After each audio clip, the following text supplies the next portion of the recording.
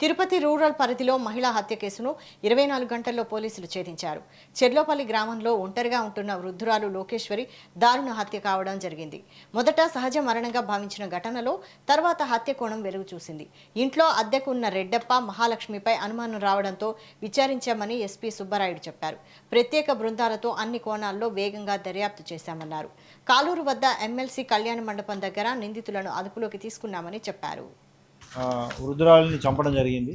ముఖ్యంగా ఫస్ట్ ఇనిషియల్గా వారి కుటుంబ సభ్యులు సాధారణ మరణం అనుకున్నారు. ఆమెకి ఇద్దరు కుమారులు ఉన్నారు. ఇద్దరు కూడా ఉద్యోగాలు చేస్తున్నారు. 3 స్టోర్ ఓన్ బిల్డింగ్ ఉంది.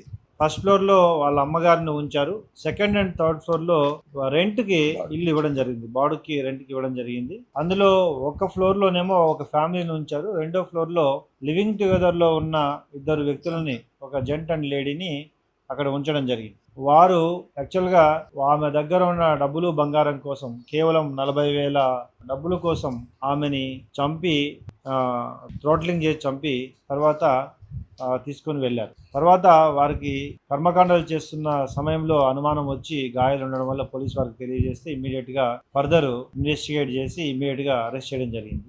ఈ కేసు ద్వారా ఇటీవల కాలంలో తిరుపతి జిల్లాలో ఎక్కువగా వృద్ధులను, మహిళలను, ముఖ్యంగా వృద్ధ మహిళలను టార్గెట్ చేసుకొని